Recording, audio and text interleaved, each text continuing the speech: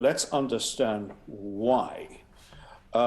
We had the Minsk Accord 7 years ago. The Russians have been trying all other means, very unpleasant means, since then to destabilize Ukraine, since his election, to manipulate and intimidate President Zelensky, to pressure Germany and France in particular to force Ukraine to concede Russia's fundamental demands, which have been on the table at least since 2014, I would argue far earlier. And all of this has reached a dead end. And that led to a decision, the end of last year, to force the issue, which became clear in January last year when Sergei Lavrov, the foreign minister, presented what he called an ultimatum publicly to Germany and France to either make its wards, as he called them, in Ukraine behave and fall into line and comply with Russia's demands, or Russia would do it itself. And everything we have seen since then has followed from that. I think that for a variety of reasons, it would be very difficult and damaging for Russia and for Putin's own standing within the elite to back down. I think until recently they fully expected that the mounting pressure, the ultimata they have presented, would create real fissures inside the West, play upon divisions which always exist in any American administration, and begin to produce some form of compliance with the essence of their demands. And that is not happening. Even in the past several weeks and days, there has been a marked toughening of our response. And so, you know, the Russians have put themselves in a trap, and it is hard to see how this can resolve itself without enormous damage. So again, I come back to my answer. I think the risks are now considerable. Just quickly, you both said that high risk, but it doesn't look like an invasion is going to happen tomorrow. Just a straight yes, no, highly unlikely. Do you think in the next 3 months we'll see Russia invade Ukraine? And James, just come back to you on that, please. It is still in the balance, because if we can do what we have not yet done, which is persuade the Russians that the consequences will be ruinous, and that on our part would depend upon military steps and not simply economic and financial steps, I think it will not happen. But the odds in the next the odds remain very high. And if you go beyond February, the logistical challenges of mounting a considerable and devastating attack become progressively less favorable to Russia. So next month is going to be the point of maximum danger, in my view. Is that the same view you share, Olga? Yes, I tend to agree with James on this. I think it's still in the balance. The likelihood is very high, but there is still room to change the Putin's calculation. Thank you.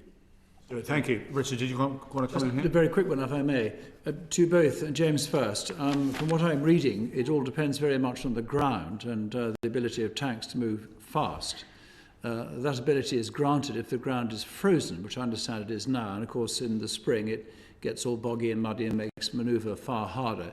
I take it that is going to be a major factor in Putin's decision to come or to invade or not. There are other factors. The Russians have not mounted an operation on this scale, combined arms warfare, anything like it, since the assault on Berlin in 1945. This is a formidable undertaking, coordinating airborne forces, amphibious forces, ground forces, aircraft, combat helicopters, all the rest of it. This is a formidable undertaking, and achieving very quick results with a country that I think we underestimate this in the West, a country that has demonstrated extraordinary resilience which has the ability to be defeated and reconstitute itself. And add to that equation that apart from those serving in the Ukrainian armed forces and deployed now, we have a very large number of recent veterans of the Donbass conflicts over the past several years, who are hardened, experienced professional people, and of course know their own ground, know their own country, know their own conditions. So I absolutely do not share the view of a number of admittedly well-credentialed Western experts who believe that if the Russians use devastating force, this is all going to be over in a matter of hours or a couple of days. And I think there are elements inside the general staff of the Russian armed forces who share my view that this is more difficult than it looks. Okay, a couple of interests. Gavin, do you want to come in? Yeah, thank you very much. James, particularly to you, if you don't mind. There was some considerable commentary over the weekend suggesting that this is all a large geopolitical bluff, that Russia has aspirations to be treated seriously once again, and getting President Biden to meet in Geneva, for example, shows that they are a player worth talking to, that they have aspirations in curtailing the support Ukraine has, but they have no intention of mounting a military campaign. You suggested in your initial response that they are now in somewhat of a trap, as if their geopolitical bluff is not working. So I suppose my question then is, rather than the danger of full-blown war within the next 2 or 3 months, what's the danger that it occurs accidentally? I don't put a high risk on that. I certainly don't think, contrary to a lot of what we hear and a lot of this disinformation, that Ukrainians and Ukrainian radicals in some ways are going to provoke a response from Russia. The Russians are trying to engineer this, trying to engineer regime change. They've been doing this for a while. They don't understand Ukraine. This has not been happening. So I don't see Ukraine providing the sort of pretext that would enable them to do it. And the pretext that they might fabricate will be very transparent, I think, to everybody else. Like all dangerous aggressors, Russia would far rather that we capitulate, all of us capitulate to its demands without fighting. But they have always accepted the reality of war. They are prepared for it.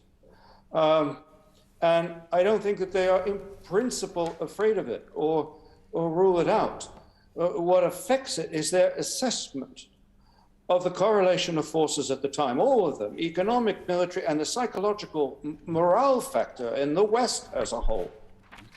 Cohesion, unity, all these things get factored together, and the estimation of likely consequences. They expect more inconvenience and all the rest of it before they make this decision. Sorry for a long answer. Okay, lots of interest in this question. We've got two more. If we can keep them quite short, we need to make progress. Sarah first and then Kevin. Thanks. James, you seem to suggest that if Russia were faced with a military opposition, they may back down. Is that what you were saying? And if you were, what would you suggest that scope of military opposition be? I think Ukraine's own capacity to deter what we fear is greater than advertised, greater than we appreciate. The fact it's not been played up enough, I unfortunately didn't hear any reference to it in the parliamentary discussion we just had. The fact that a number of people in Washington and elsewhere have gone on record saying anything like this occurs, there will be a fundamental reassessment of our force levels in the eastern flanks of NATO. This has quite an effect. To say to the Russians, you've accused us of all sorts of nonsensical threats we're not posing, but be in no doubt, if you give us a reason to pose them, then we will. This has an effect if we're doing it. The fact that there is already discussion and some plans afoot to transfer troops, the fact that now weapons deliveries are taking place at an accelerated pace, all these things matter. Of course, I think much of this should have been done back in March. But better late than never, and it's starting to register. So all this in combination has and can continue to have an impact, even if the Russians, as I suspect, remain very skeptical as to whether we are going to go forward with these types of sanctions that we're discussing, and as to whether they can endure them or not. Okay. Sorry, if I might just add to James' answers to previous questions.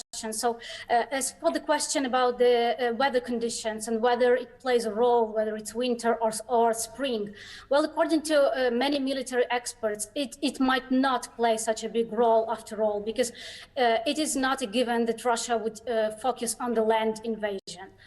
Because Ukrainian capacity to defend and to oppose Russian land invasion is now much larger than it used to be, with all the Javelin anti-tank missiles, with also the delivery of the UK aid last week, other anti-tank weapons. So it's not a given that Russia will focus on a land invasion, and if it doesn't, and if it actually focuses more on air and missile strikes, that could be an option, and that could be a real danger. So and it doesn't depend on weather conditions. So that's one point I wanted to make. Another, if I may, sorry, another point, if I may, about the probability of Ukrainians being provoked into something. Well, this is what Russia really would like to see, and they are actually trying like all they can, and this narrative has been also pushed by Russian disinformation for a long time and by Russian officials as well. But Ukrainian authorities and military, they show incredible restraint, so it's very unlikely something like that is going to happen, and they could be provoked.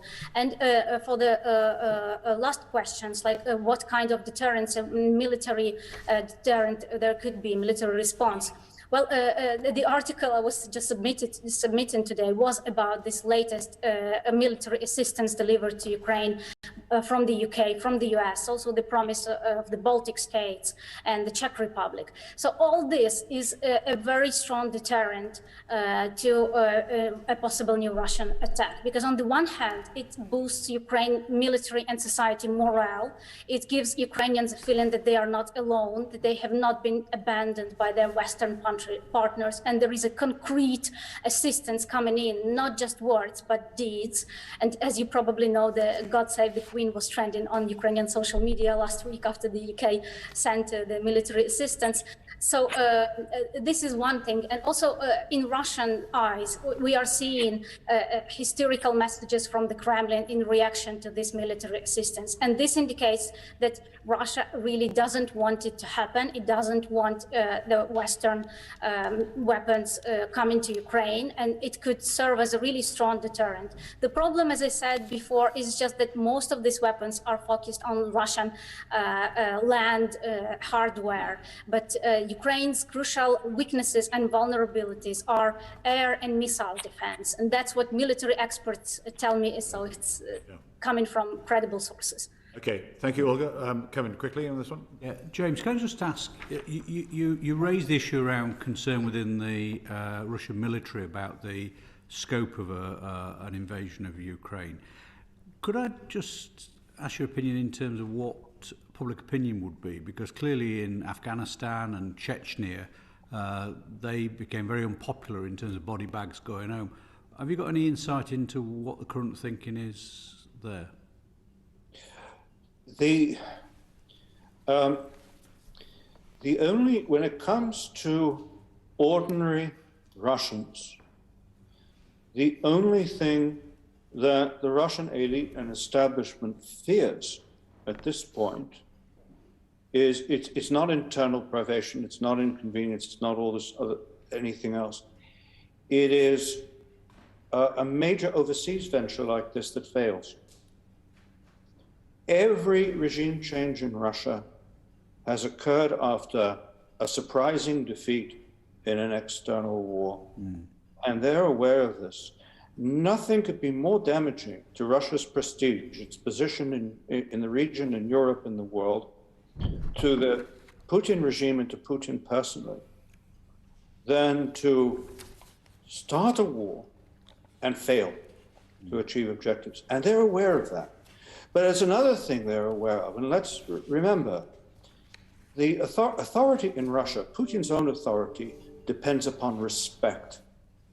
What he is conscious of and has to be conscious of is the trust and respect of the Russian elite and all the establishments that constitute a very large body of people to have invested all of this into not only resubordinating Ukraine to Russia, but damaging, undermining the whole system of European and transatlantic security, and to fail, and to let it fail, poses real risk to his own position in these establishments. So he is under pressure, I think, from two directions. Thank you. Okay, thank you, Kevin. Can I just lead on for that very quickly to ask about options for Russia on how far an invasion might go? Because there's suggestions here in the UK that the Luhansk-Donetsk area would be easy to take over. Essentially, they've got proxy forces there already, so Putin could say, look, I've defied NATO, I've invaded, look strong back home. Option 2 would be more towards the Dnieper River, linking up the land corridor with Crimea. Option 3, potentially, very bold move, taking over the entire country. Firstly, is those, I know they're very crude, but rough assessments as to what options there might be, and then the possibilities of them actually taking place. Olga, do you want to quickly go first? Well, I think James would be better positioned to answer this. Okay, thank you, James. A low-risk objective for Russia is to occupy and force what they already occupy, which is the Donetsk and Luhansk republics. Yeah. That will change the military equation and possibly the political equation too in very damaging ways for Ukraine without occupying new territory. And it wouldn't be opposed by Ukrainian armed forces. And going along with it, if they can pressure Lukashenko into conceding it, the establishment of a permanent or long-term group of forces in Belarus, not only would that, again, be extremely damaging to Ukraine as a factor you have to consider and prepare for and resource and budget, but it would change the security equation overnight in the Baltic states and Poland. I mean, don't forget Poland, Latvia, Lithuania have common borders with Belarus. So even the requirements of a NATO tripwire deterrent would have to be considerably, again, revisited, ramped up. So that's one possibility. What Olga talked about earlier is, of course, highly possible and very appealing. Minimal ground forces involvement, but mainly not just aerial activity. Don't forget Ukraine's vulnerable infrastructure, its whole energy infrastructure, targeting all of this. Enormous damage to the economy, the energy system, the electricity grid, all of these things they could do. Infrastructure war, very damaging, very menacing, with incalculable consequences. But the question they have to ask themselves is, supposing we do all of this and it fails, supposing Ukraine comes out of this tougher, more determined, more consolidated than it has ever been, supposing this galvanizes the West into rethinking its whole level of defense commitment, the US rethinking the whole level of its defense commitment in Europe, does that leave Russia better off? I am sure these questions are being discussed. Okay. Let me just add to this. I'm sorry. Yeah. So I think there might be multiple fronts where Russia can attack, and it might be done also to disperse Ukrainian forces. So like they distract their attention, so they are not cannot just go in one direction. So there might be attacks on multiple fronts using multiple types of forces. And that could be also combined with so-called hybrid attacks, with cyber attacks. And we've seen already indications, and we've seen what looked like a minor cyber attack, but it is possible that some malware was inserted during that attack that could be activated at a later stage. And actually today's blackouts in the Central Asian republics, they have been also seen as warning signal in Ukraine, because it's unclear what the reasons are, and there are fears that there could be like also the blackouts, and the connection could be cut off, electricity supplies, and cyber attacks that would disrupt the functioning of various Ukrainian sectors of economy and everything. So Russia has multiple options. It also has its agents on the ground working undercover and waiting to get into action once the situation arises. So I think it's also important to expose those agents, such as Murayev with the recent Foreign Office statement. An attack can occur on multiple fronts, and we should be prepared for that. And is it fair to say the further west that you go, the harder it will be to retain, to hold the ground, because there would likely be an insurgency to Russia to maintain their forces there to keep the peace? Yes, that's what is often said, but also the resistance in the eastern Ukraine shouldn't be underestimated, because in Kharkiv, actually, in 2014, I spoke to people from Kharkiv yesterday, and they said, well, if the army was able to defend Ukraine in 2014 when they were fighting in their sleepers, now the Ukrainian army and the Ukrainian armed forces in a much better shape and are much stronger. And as James previously said, there are so many people like the veterans who have experience of combat. Now the territorial defense units are being formed, and people are joining from all social strata and from all ages. So I think the insurgency will not only be limited to Western Ukraine or Central Ukraine, but we can expect also strong insurgency in the Eastern Ukraine, in those areas that Russia considers that would be easy to capture. Thank you for that. Before I turn to Richard to take us forward with the next question, could I just ask you, James, you mentioned Beijing, and I'm just really curious as to why I'm surprised that an attack hasn't taken place, given where we are. It's all set, ready to go. But you mentioned Beijing, and I'm just wondering whether President Xi got on the telephone to Putin and said, like what you're doing out there, amazing stuff, keeping the West busy. We've got something similar going on with Taiwan, so we're watching really with interest. But do you mind just holding back? International attention will be on the Beijing Olympic Games. Do you mind waiting until that's finished? Is that a potential conversation that might have taken place? Well, the Chinese have already come out officially and backed Russia's demands to the West. So there's no question Russia has the full diplomatic support of China. There's also no question that Russia already, to a considerable degree, relies upon China as a major compensating factor to the effectiveness of Western economic sanctions.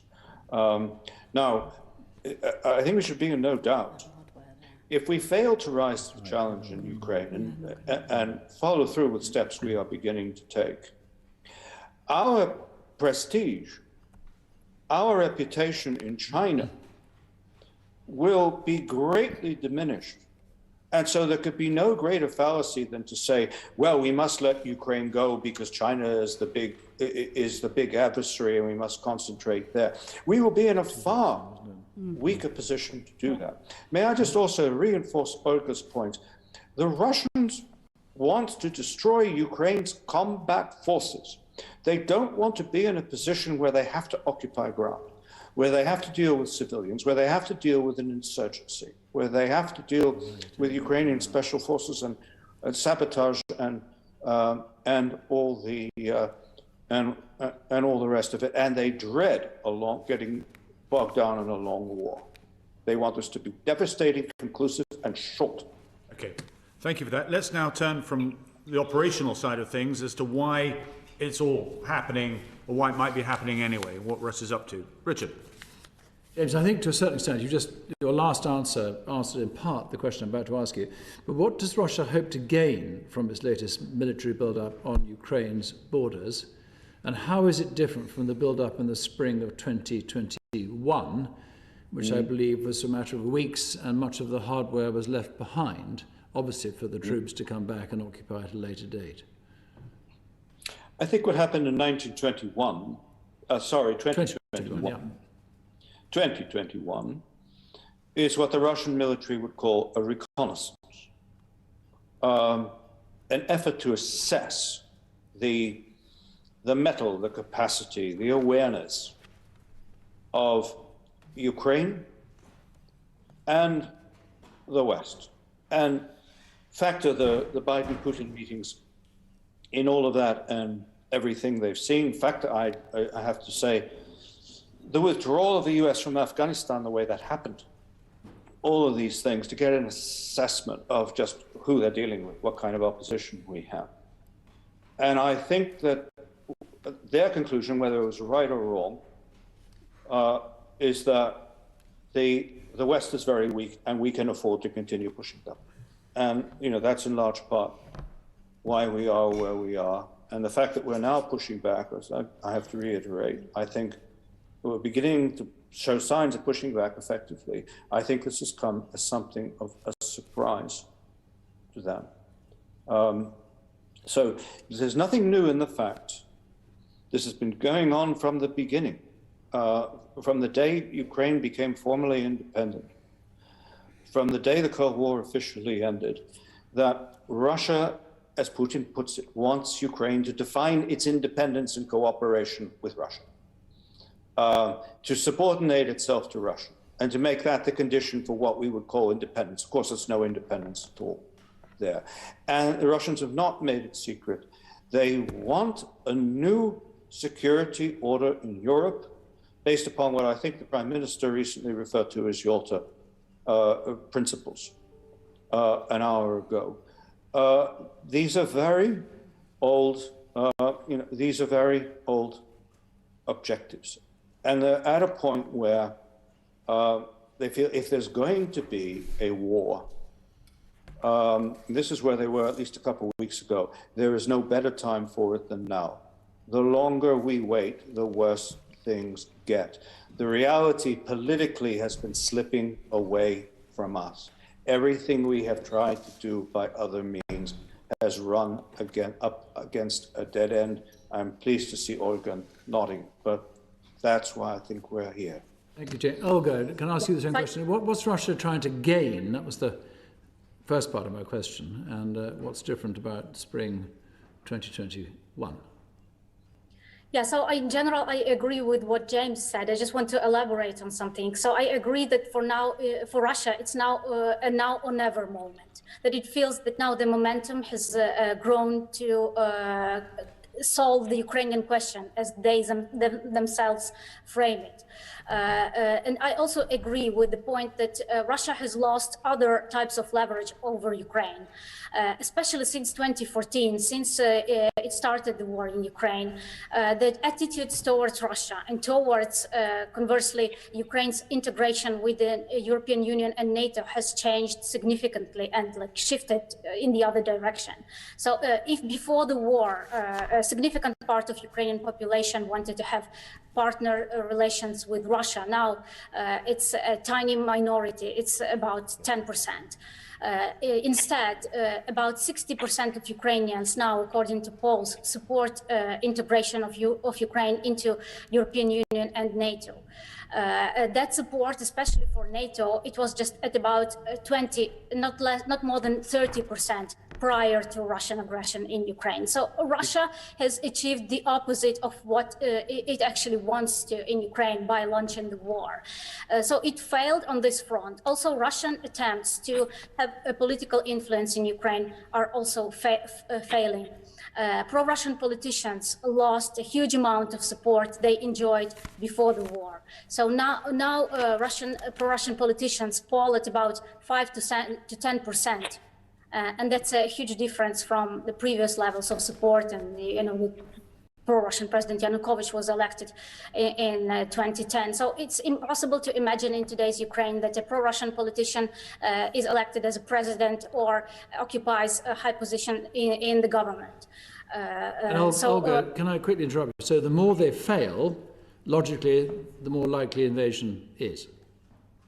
The more they fail, the more they, with other means, the more Russia sees military force and coercion by force as the only solution to bring Ukraine back and to subjugate Ukraine, to bring it back into Russia's orbit. But I think this is also doomed to fail, because Russia really has, and Putin's regime and Putin and the Kremlin, they fail to understand the amount of change that has been going on in Ukraine since 2014, and the transformation in the civil society, in the conscience of people, in the democratic institutions that are becoming stronger with every passing day. So I think Russia underestimates Ukraine very much, and that's why it's undertaking these aggressive steps. And also, if and when it comes to an invasion, there would be a question of motivation of Ukrainian soldiers versus Russian soldiers. Ukrainian soldiers will be highly motivated to defend their land, and I'm hearing voices, and I'm speaking to people in eastern Ukraine, in southern Ukraine, who say we have nowhere to go, that we will not give up our land. There are more than 1.5 million internally displaced people who had to flee from the occupied Crimea, from occupied Donetsk and Luhansk regions to other parts of Ukraine, and they don't want to flee again. And they are willing to protect their new homes. So I think Russia underestimates this resolve very much. Olga, thank you very much indeed. I'm going to hand back to the chairman. Thank you. So just to conclude that important piece, would it be fair to say that without Russian interference, Ukraine would eventually join NATO and/or the EU over the next couple of decades or so, and Russia really needs a buffer zone? It really does not want either of these two organizations rubbing up against it, and therefore it's useful for Russia to have that bit of land that sort of breaks the two. Olga.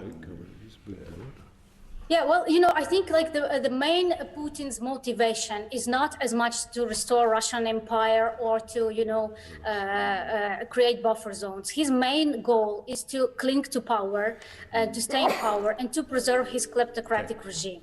Okay. And he sees the democratic states at its borders as Ukraine as an existential threat to this goal, because multiple revolutions in Ukraine led to the government change. Okay. And Ukraine has freedom of assembly, Ukraine has free media, Ukraine has opposition, Ukraine has free elections, all these things that are absent in Putin's Russia and that represent an existential threat to Putin's regime. So I think his main logic, he's acting out of this logic and bringing back USSR or restoring Russian empire is just a useful narrative, to sell this to Russian population in order to try to gain some popular support.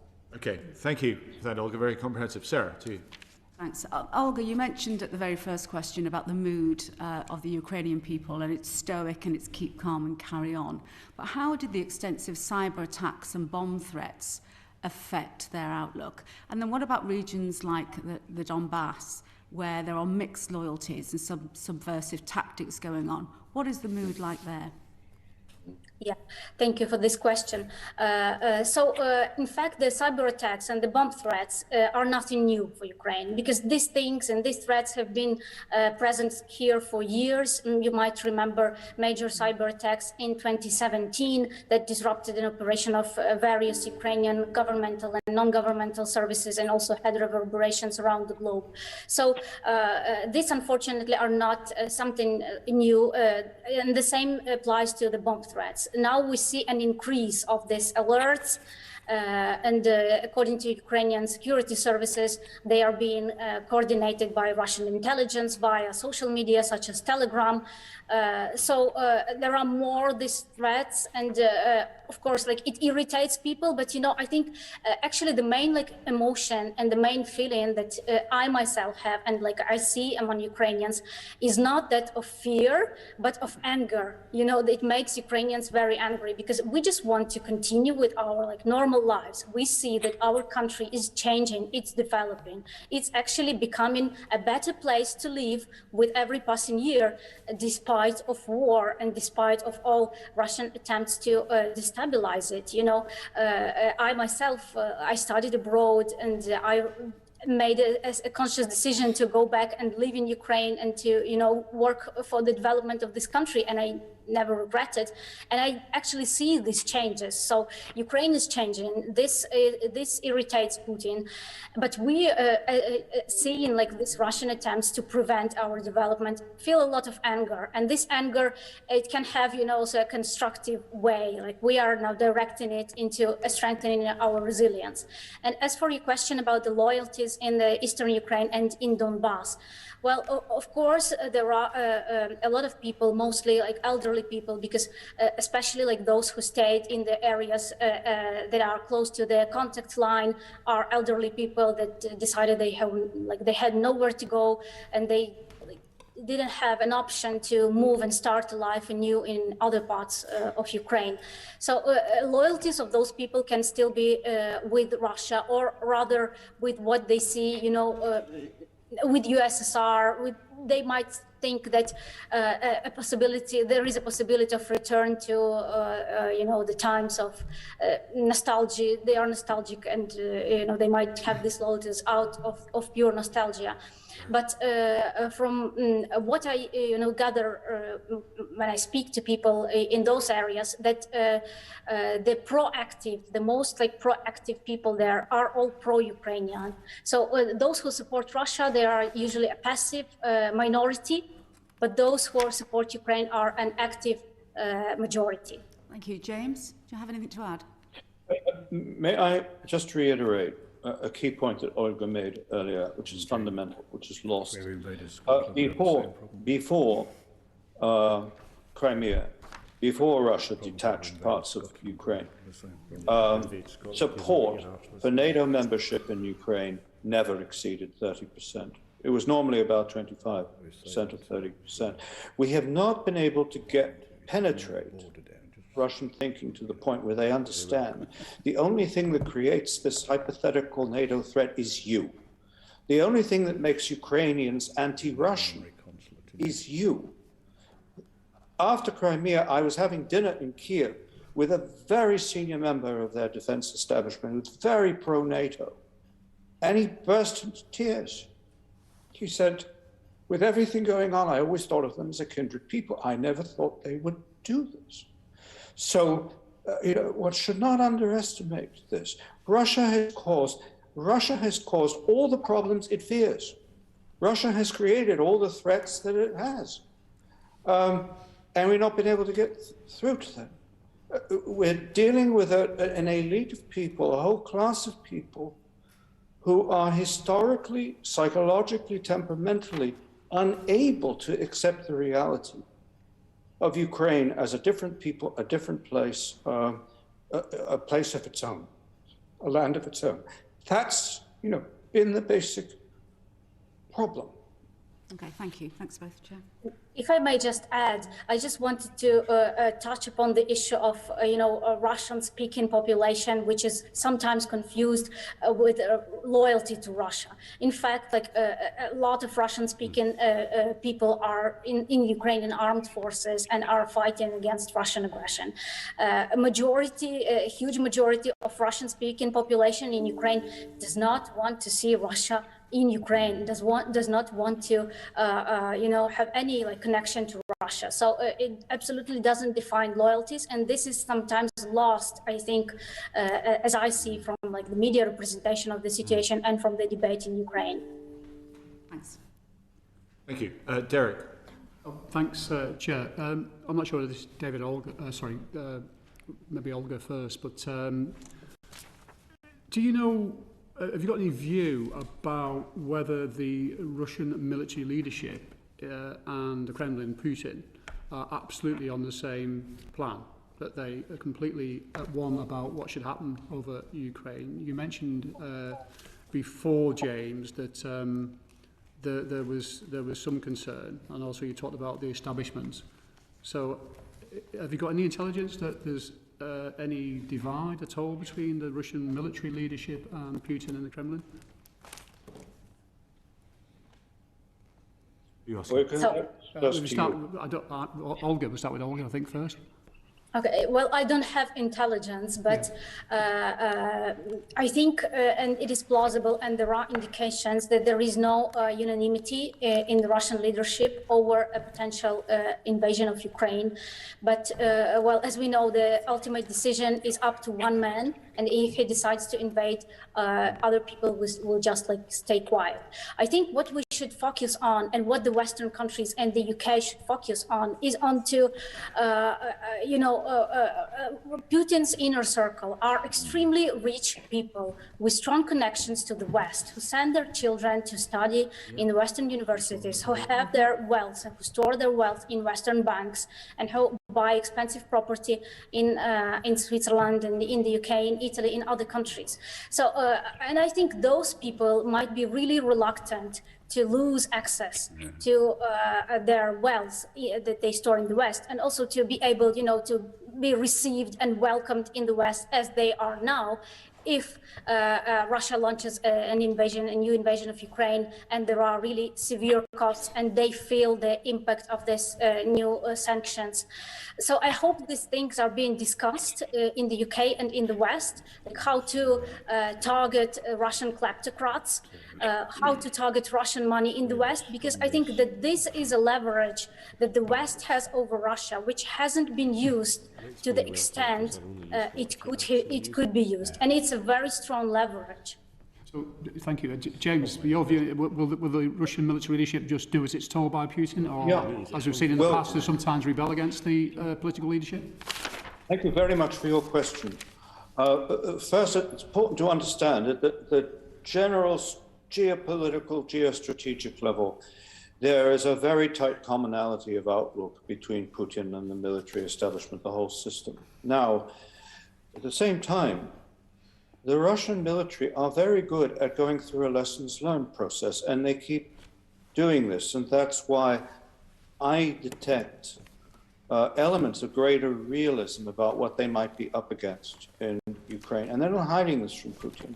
But if you look at the way the whole system works and is structured, and the psychology of the players involved, unless and until there is a demonstrable reverse attributed to Putin's policies, I don't think any of these people will be sticking their heads above the parapet. I'm quite confident of it. But look at what happened to Nikita Khrushchev after Cuba, where he went too far and he got into a situation he couldn't deal with, and there was a certain amount of face saving, but he had to basically climb down, and he was out of power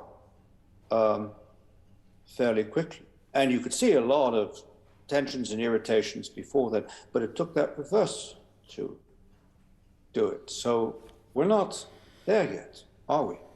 But there is a clear, obviously, there's obviously a clear risk in things going wrong, and therefore that's a big gamble as well, isn't it, for Putin, if he wants to keep his military on side? Yeah, I think if he has gone too far, and possibly he has, the stakes for him personally are now much higher than they were at any point. He started all of this on a roll. They were all on a roll when all this was starting in 2021. Now I think the mood has become different precisely because of steps that have been taken. The very steps that a lot of people in Europe call provocative have introduce these elements of skepticism, of reservation, of enable us to have the discussion we are now having, make that discussion realistic. 2 years ago, this would not have been a realistic discussion to have, but it is now. Okay. So can I just go into a hybrid warfare? You can go back to 2014 and Crimea. Are we starting to see that to any great extent at the moment? Little green men starting to appear, special forces behind Ukrainian lines? Not to mention information and cyber warfare. Well, as Ulrika said, there are agents, there will be more. Some have been caught, some have been exposed. You can't fool people. You can't fool many people twice. We've been through all this in 2014. We've all drawn conclusions, Ukrainians most of all. I don't see this happening, and I certainly don't see any possibility of it working. I think we are looking either at I think it's going to be a very dangerous situation, however it plays out. But I think we are now looking at overt massive force, or a very costly alternative. I don't know what that alternative will be, but the Green Men scenario is no longer the alternative. Yeah, I agree they will not be using the Green Men because there is no element of surprise anymore. Like everybody is prepared now that something like this could happen, so there will be no element of surprise. One, and two, because actually Russia back in 2014 and in 2015 it realized it's not enough to have just this agents and locals, special forces dressed as locals to capture and hold even those parts of Donbass. They did, because Ukrainian army in 2014, in the summer of 2014, was pushing back and was actually reconquering some of the cities captured by Russians, like Slovyansk. And what Russia had to do, it had to send its conventional military to, and the Battle of Debaltseve. What they did, the Russian conventional military had to interfere to support the forces that were already there to recapture this territory, because otherwise they were not able to stop the Ukrainian army advance. And we are talking about 2014, when the Ukrainian army was in dire straits. Okay, exactly. I'm going to have to hold you there. We've got a vote coming up at 4 o'clock, and lots of questions. This is a fascinating discussion. I know that Gavin wants to come in here. Sorry, Kevin wants to come in here, and then over to David. Kevin Jones. James, can I just ask you a question in terms of, you mentioned this early on, that if they did invade, this is not an easy invasion. I'm hearing that, yeah. What assessment do you think will be taken in the Russian military in terms of the economic cost to Russia, not just in terms of sanctions, but actually just the capacity to actually keep large numbers of troops stationed within Russia, within the borders of Ukraine? In practical terms, I don't think that is a constraint. The cost to Russia in terms of their economy, their defense system, and the way it works are a mere fraction of what it would require from any NATO allies. So all these GDP comparisons don't mean anything. Even their contract soldiers are paid a pittance and don't even begin to have the kind of allowances and all the rest of it that NATO volunteer forces have. Even running a conscription system for us is vastly more expensive than the system they are running, the costs they pay for weapon systems, all of this. Their whole system works differently from ours. Of course, it's an economic burden, and of course there are constraints, but they are bearable. And at the same time, Putin has created a mobilization and in many ways militarized state that is designed to concentrate the limited power they have on doing these high priority things. And up to now, they've been doing this very cleverly, very resourcefully, and very well. So I don't think that's where the main vulnerability lies at this point. Thank you. Yeah, I think Putin doesn't really care about how much money this will cost. Also because, the Russian population in general, it doesn't have a very high standard of living if you go outside of Moscow and St. Petersburg. And, Russian propaganda has been there for so many years, talking about the external threats and the West of NATO. And of course, dehumanizing Ukrainians, describing them as fascists, as a threat, as I said, a question that should be solved in expressions really reminiscent of Nazi Goebbels propaganda. Well, the head of Russian delegation at the Parliamentary Assembly of Council of Europe, Pyotr Tolstoy, said that Ukrainian leaders should be hanged from the lampposts. And this is a rhetoric about Ukraine that is being broadcast every day on Russian state TV, that is being also maybe in a more subtle manner. This information is also targeting the Western audiences in those countries of the West that are more vulnerable to Russian malign influence, such as Italy, Germany, and I have to say a thing or two about Italy, where actually tomorrow President Putin will be speaking with Italian business circles. And that's another aspect, like how Russia is trying to undermine the support of the West, because when it realizes it cannot achieve its objectives in speaking to political leaders, it uses the business context and the business connections with the enterprises in the European countries, in the Western countries, to try to pressure the governments via these businesses.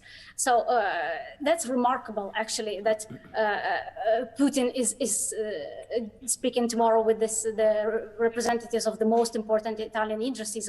I think we should follow what he says there, whether they will be speaking about Ukraine. Of course, the topic is on economic relations and everything, but I'm sure that the pressure will be made on Italy to abstain from supporting the joint US and EU position on Ukraine.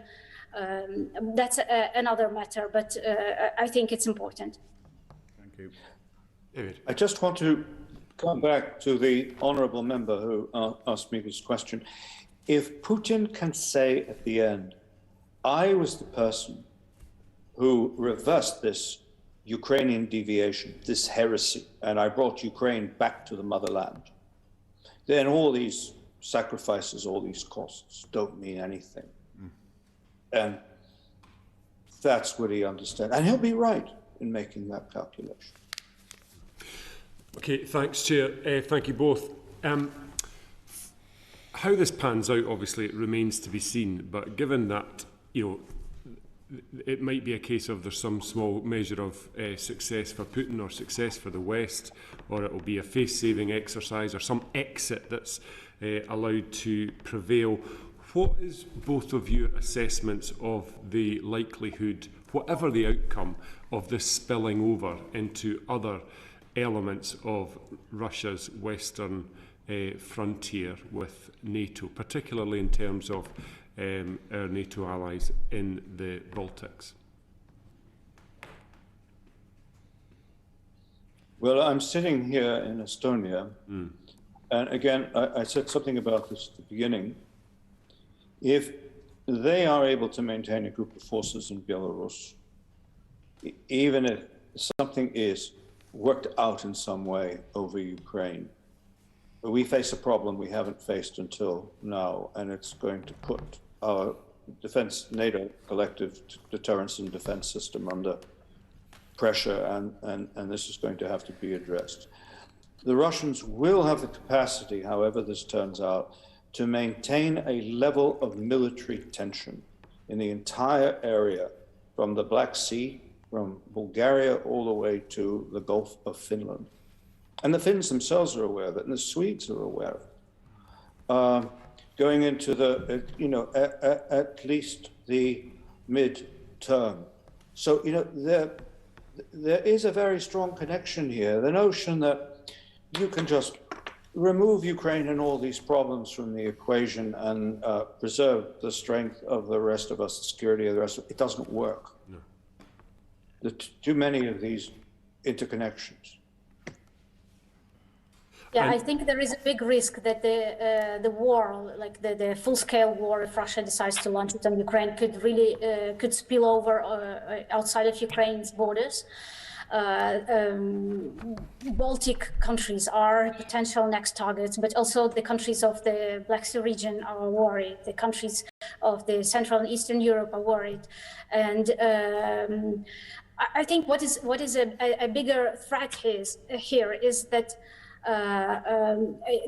It will most probably lead to big cracks within the the international structures that exist now in NATO and in the European Union, because we already see these shifts and we already see these divisions. If you look at the list of the countries that are committed and said they are ready to provide Ukraine with defense assistance, these are the Baltic states, this is Czech Republic, this is the UK. But no Western European countries. And if an attack on Ukraine happens, the Central and Eastern European countries and the Baltics will feel again that they have been betrayed by the Western countries. And this will ultimately undermine the stability of the Euro-Atlantic institutions and might lead to really unpredictable consequences. Okay. James, can I ask you, thank you, can I ask you, you referred earlier, you created a scenario whereby you sort of detailed Putin as having almost painted himself into a corner through an element of miscalculation on his part, and now he's got a problem that he has to get out of somehow. Am I characterising your comments accurately? I think there are elements of this that are very, very strong now that weren't present at the beginning. I'll put it that way. I don't think they're in a stage. I don't think they're in a state of desperation yet. No. Okay, but as but this isn't panning out the way that perhaps he had hoped a month or two ago. I don't think it has. I mean, I emphasize that I think since this started, the dynamic, the responses have not been what he expected. And I mean, I refer to another expert, Michael Kaufman, who I have my disagreements with him, but I respect him very, very highly. And he rightly said some time ago, and we are fully in agreement, you don't want the Russians to be in a position where they feel either desperate or emboldened. And you're getting closer to that point where these scissors are closing, and that's why this remains a very dangerous situation. Okay, thanks, Chair. Good. Moving on to Richard again. James, you just said there that you thought the Russians did not expect the reaction from the West that has occurred. I think that's just what you said. If we look at the reaction from the West, the UK is giving a very strong one. Germany is being criticised for being incredibly weak, and other countries have muttered various things. I just wondered, do you think that the response in the West is going to be hamstrung by all the sort of internal wranglings that you're seeing? Because I'm assuming you agree that unity is strength. The whole point of NATO was to act as one. Sadly, Ukraine's not in NATO, but certainly to act as one to deter aggression from a country like Russia. That's a very important question, but I think it enables me to say that for the Russians, the country that really matters more than any is the United States. They're always very outraged by our pluck and defiance in the UK, but they tend to explain this away as us basically being the sort of reconnaissance battalion of the Americans. They're obsessed with the United States. It's the weakness they saw for a whole series of reasons in the Biden administration, beginning, I would say, as early as February last year, the missteps that led them to think they could push the Americans and then much of the West as a whole into doing all this. And the reaction I have been describing from the Biden administration, which is different, has only started, in my perception, relatively recently. It could still go the other way, because there's an argument inside Washington, there always is. And if the promising vector that has developed is now abandoned, and we start again equivocating and looking for compromises that aren't there, and telegraphing an absence of resolution on our part, then the Russians will swiftly feel emboldened again. So it's very much in the balance. This is why I said we're not there yet, because the encouraging developments we've seen have occurred only recently. And you mentioned, of course, the Franco-German factor, and the syndromes in both France and Germany are deep, and they're very, very different. But it was quite interesting, wasn't it, to see the reaction elsewhere in Europe. in response to President Macron's speech in the European Parliament. And then his immediate response included a statement that France is now willing to send troops to Romania. Well, splendid, but you have to ask what is going on there. Now, here is the devil's question. What is better? A low common denominator transatlantic consensus, which is ineffective, or an effective coalition of the willing that is doing things led by the United States, which is the one country they really care about, that is doing the very things that worry them? James, I mean, I have my answer. It's probably obvious to you. My concern is the Biden administration will default to one of its dogmas, which is that transatlantic consensus, meaning consensus with the Germans, is more important than anything else. And if they do that, then I think we're on a losing wicket. James, would you like to see, I mean, the United States have put 8,000 troops on standby. Are you insinuating that what you would have liked to have seen is NATO put tens of thousands of troops within NATO's borders on standby, not just 8,000, to say to Russia, we're here. And not that we mean business, we're going to have a major world war, we hope, but we are here to deter rather than just standing back and waiting for perhaps what is the inevitable. Is that what you would like NATO to have done? The numbers are less important than the change in the dynamic, than the decision and the articulation of the decision to reinforce the eastern flank of NATO, and the articulation of the threat that we will reinforce it considerably more and change it if anything were to happen. The administration in Washington until recently was unwilling to consider any responses at all, apart from economic and financial sanctions. So this is a step change, and that matters more than whether it's 8,500 now or 10,000 now. I still think, by the way, and the point also applies to our own government, it is always a mistake, particularly in dealing with a very dangerous adversary at a point of crisis, to tell a dangerous adversary what you will not do.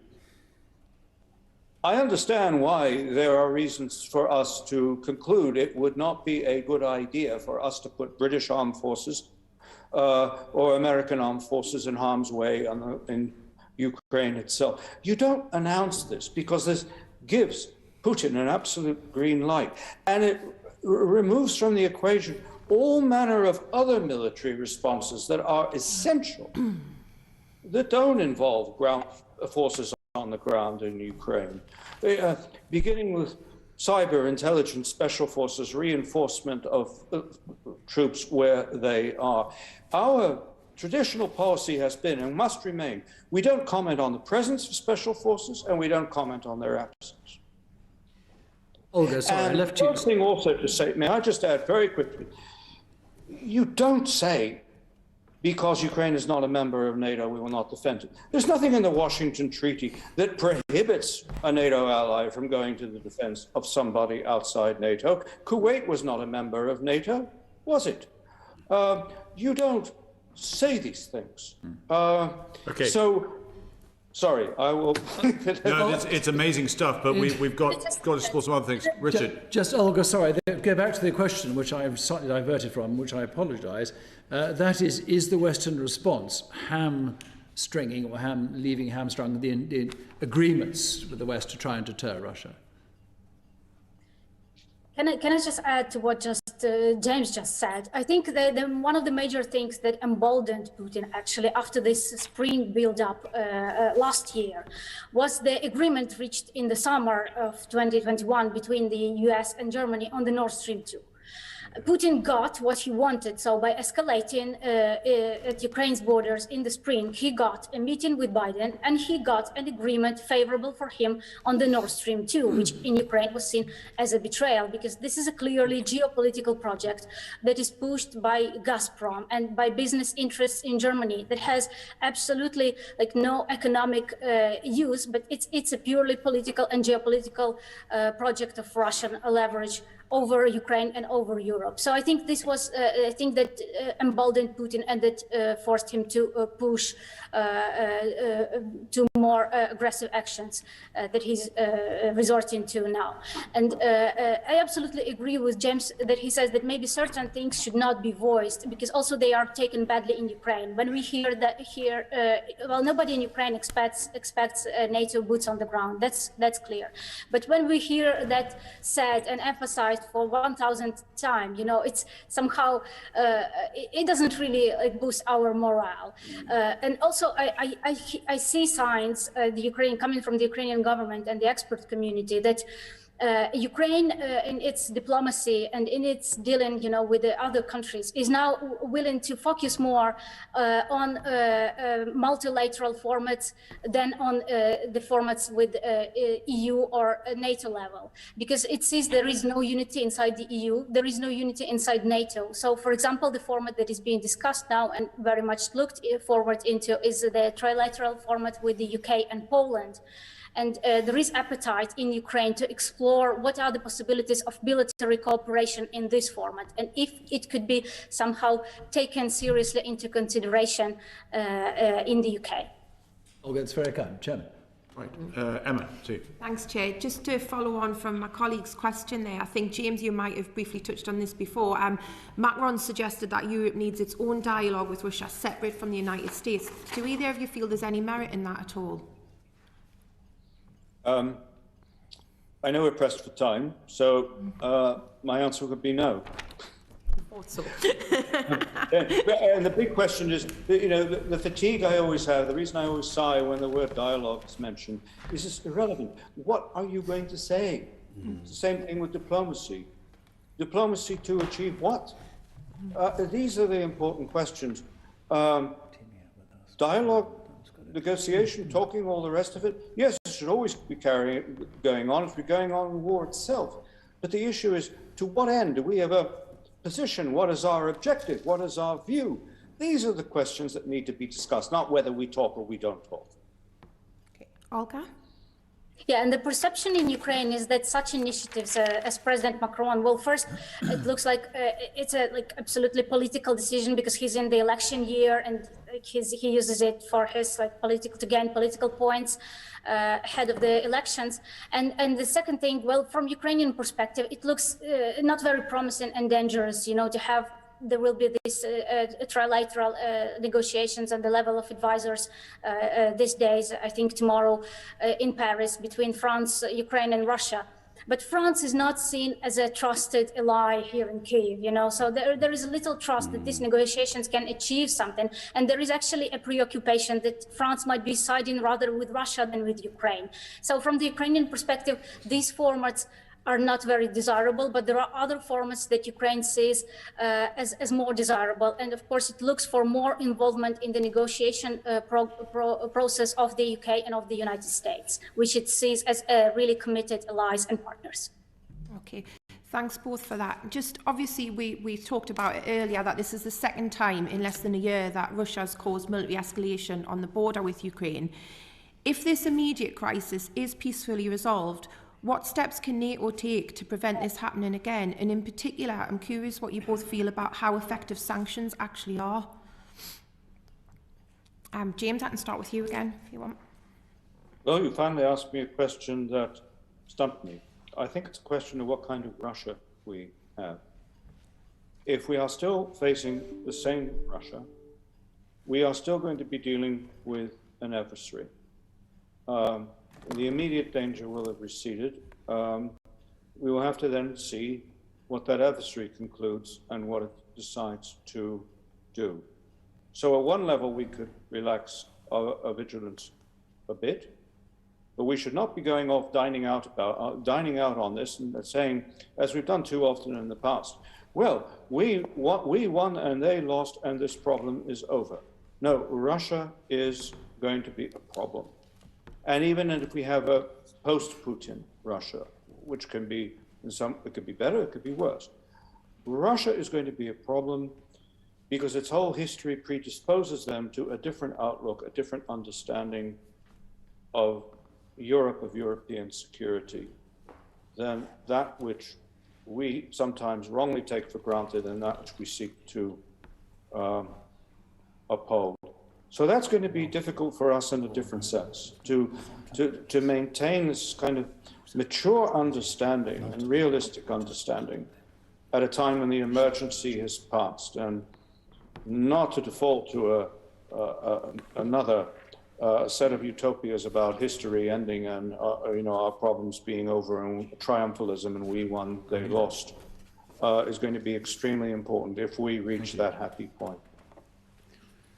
And from the Ukrainian perspective, well, if we look into centuries of Ukraine's history and struggle for independence, well, and what is happening now is not surprising because, well, Russia has been trying to subjugate Ukraine for centuries, and it succeeded to a large extent. And still, there was a strong Ukrainian movement for independence and for sovereignty. And for 30 years, Ukraine has been independent, and the population of Ukraine is not willing to give it up without a fight.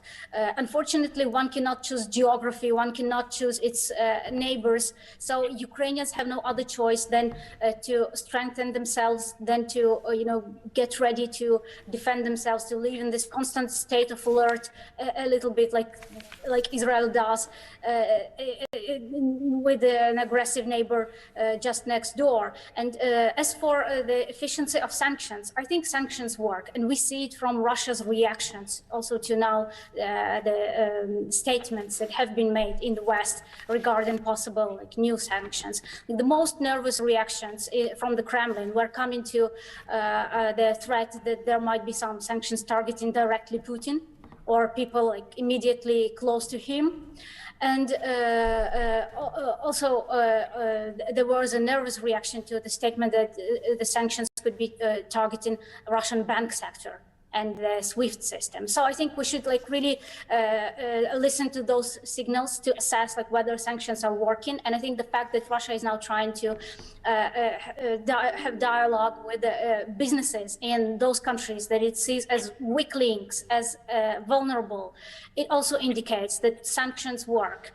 And as I said before, there is still a lot of leverage that the West hasn't used so far against Russia.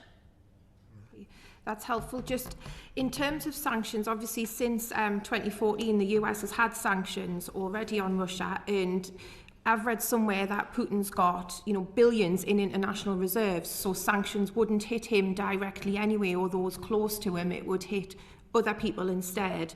I'm just curious, what will be different this time around any sanctions that are imposed to what's been in place in 2014, and how would that directly affect him in terms of all the wealth that he's amassed? We are talking about sanctions that at some level are different. Certainly severing Russia from SWIFT would be a step change. The issue is whether we can feasibly do it. Can the United States do this without German cooperation? Is the UK, and the question was raised in the debate several times, willing at the cost of damaging reputations of prominent people in the UK to do a clean sweep of rotten money in the City of London and our own financial system? All these questions, and understanding, the Prime Minister said at one point, we want the maximum amount of sanctions that are not going to further damage our economies.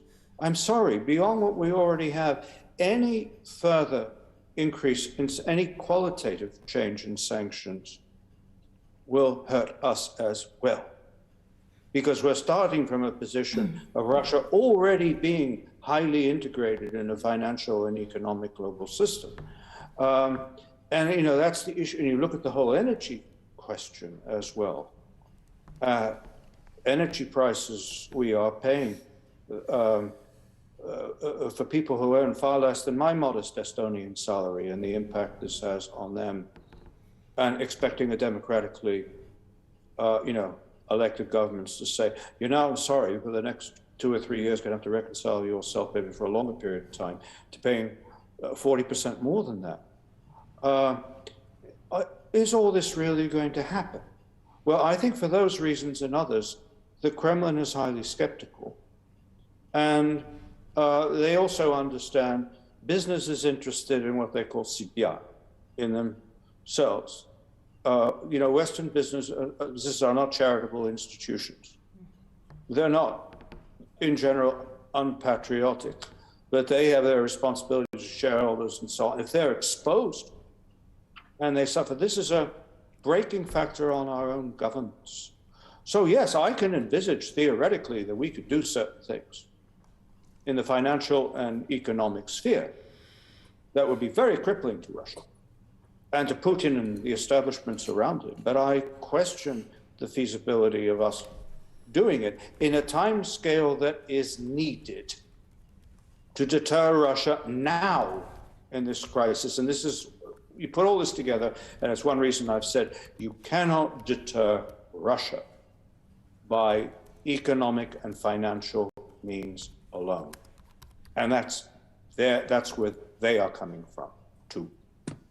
So suppose I would just add that there are various types of sanctions, and there was a list compiled by Alexei Navalny, the jailed Russian opposition leader, of 35 people, if I'm not mistaken, from Putin's inner circle, who have not been targeted yet by the sweeping Western sanctions. Sure. There are Russian propagandists, such as Margarita Simonyan, the editor-in-chief of RT, who is not on the Western sanctions list. So there is still a way to go. And of course, it requires political will, it requires courage, but millions of lives are at stake, and to be taken into consideration and not forgotten. Although I understand that for many in the West, and the farther from Ukraine it is, the less awareness and the less realization of what danger we are really facing there is. But as I said at the beginning, I think that it's not just Ukraine's security and peace is at stake. It's the whole of Europe and potentially even global. Okay, thanks both. So if we did get to the point where Russia does invade Ukraine, how should NATO be responding to that? By doing what we've said, by creating the very threats that Russia claims that we are posing, by so coming good on our promises. Yeah, doing everything to support a Ukrainian insurgency and such elements of the Ukrainian state and armed forces as exist in helping Ukraine consolidate itself. By turning this into the very long war the Russians fear, a war that's not going to end, by a substantial change in our redeployments and our military capabilities in Central and Eastern Europe. And by sanctions as well. I mean, I would love to implement all the recommendations of the Intelligence and Security Committee of the House of Commons tomorrow, if I could, but the decision is not going to be made by me. Thanks, Olga. I agree that all options should be on the table. And actually, this week, the Czech Defense Ministry said that they would be ready to consider and to accept a formal request of Ukrainian government to send troops to Ukraine if Russia launches a new attack on Ukraine. So I think that should be on the table too. That shouldn't be excluded. It won't be a decision, a collective decision of NATO, but on a bilateral level, such decisions, I think, should be considered and should be taken. Thank you both very much. I'll let someone else come in because I know we're pressed for time. Really appreciate it. Thanks. Thank you very much. Just to explore that point, finding it weaves into the next question, which I've got. I posed in the chamber, James, leading on from your point, that there's a threshold for which we can provide sanctions that will have any impact, given the differences in the West. We're now waking up to the sheer scale of the impact of Ukraine, of an invasion, which will ripple way beyond Ukraine itself. That's what we're seeing with security and economic consequences right across Europe, gas prices affected, rippling right to the UK, grain, which is something I didn't appreciate. Ukraine produces a phenomenal amount of grain which is exported to across Africa and Asia, would be interrupted too. All these things are pointing to Western governments now taking a far greater interest than this is a bit of Ukraine, somewhere else, I don't need to worry about it. With that all in mind, could we not cut to the chase here and prevent Russia from invading, causing all the knock-on consequences by actually advancing some NATO hardware into Ukraine before an invasion takes place? James? I don't think we can do anything to prevent it. We can more effectively deter it and persuade the Russians that we mean what we say. It's not enough to say these things. We have to start doing them. It's not enough to talk deterrence. We have to do deterrence. Well, as I said, fortunately, some of these steps are being taken, the expedited weapons deliveries being just one. I myself would actually hope that there are American and some British special forces in Ukraine and Canadians as well. And we have to be seeing that we are willing to raise our game and we are willing to accept a level of risk that the Russians have accepted for some time. But these things don't prevent war. They give an adversary more reason not to start one. Nobody starts a war on the belief that he's going to lose it. Okay, but the debate right now is, what do we do? If we can't do sanctions, can you advance, should it be dismissed? For example, a couple of senior generals, the US generals, did advocate the case that 15,000 NATO personnel, able to call in extra assets if required, placed in Ukraine, would be enough for Putin to think twice about invasion. Rather than what we're doing at the moment is actually saying, don't invade, otherwise there will be consequences, knowing that there are limits on what we can actually do to retaliate after an invasion has taken place. I think that is going to remain an armchair suggestion. Yeah, I agree. I don't disagree with that. Okay. All right. Okay. Richard, did you want to come in? James, very quick one. A full-scale invasion occurs. The most appalling bloodshed and loss of life happens inevitably. The West, NATO, we sit and watch while it all happens. Let me cite another parallel. In 1968, as you know, the Prague Spring was crushed in Czechoslovakia. And most people forget that at the same time, the Soviets were fully mobilized to go into Romania. At just that point, President Johnson gave a speech and he said to Brezhnev, "Do not unleash the dogs of war." Nobody asked him what he meant. No one asked him, does it mean troops, does it mean this, does it mean that? That diffused the Romanian crisis. I have felt, and I've said for a long time, that it would have been introduced a necessary element of clarity here had President Biden said, the United States will not agree to sit idly by and watch the Ukrainian state destroyed. And how can you not say that? If you say under no circumstances will we do X, Y, and Z, you're giving a green light, if necessary, to turning Kiev into a second Aleppo. Yeah.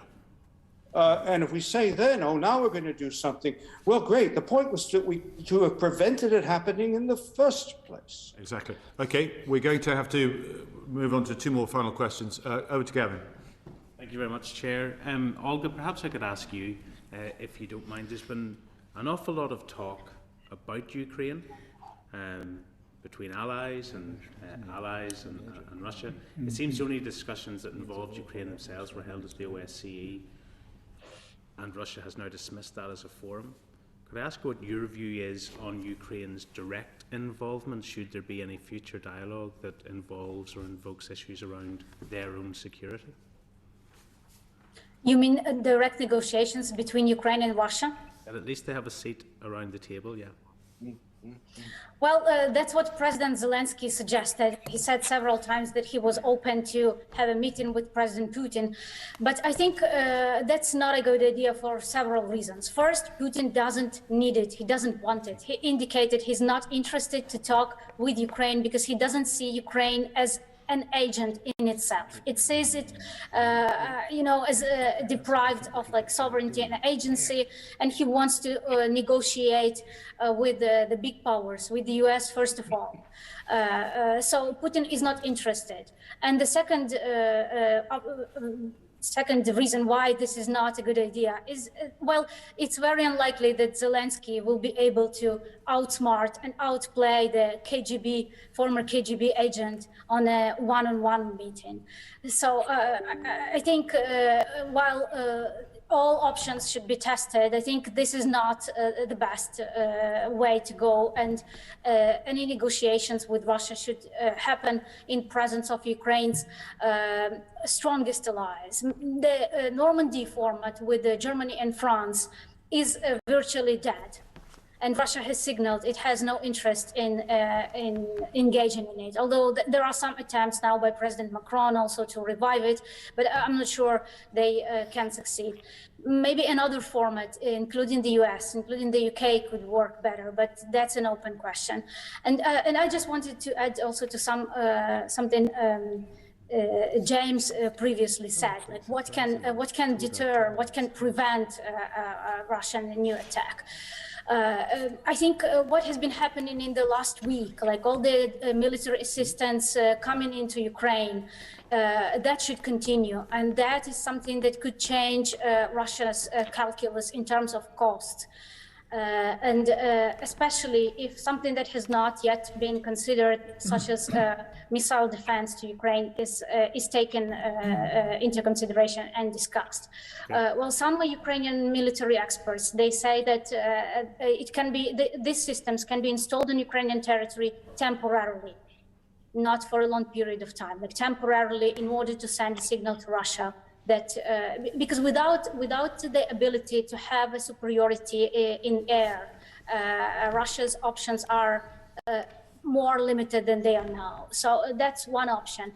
And another option is to send some, on a bilateral basis, military personnel from the countries that support Ukraine, to send them to Ukraine as instructors, as trainers, as consultants. There are already some of them, but there should be more. Okay, thank you very much. I'm going to pass back to the chair now, James, if you don't mind, just because we're almost out of time. So we are out of time, almost. We've got about a couple more minutes. The final question is just, you're aware of what Britain has contributed. I think that has been well received, and that is appreciated. Is there anything more immediately, given where we are today, that you'd like to see the United Kingdom do? James? Again, I don't think the warnings about, statements about what we will not do are positive. But if you look at what has been done, we've revived our reputation of being a country that punches above its weight. Sadly, the truly significant actor here is the United States. So what matters is not just from the UK, but from the Baltic states, from Poland, from other like-minded actors, the candor of that discussion now.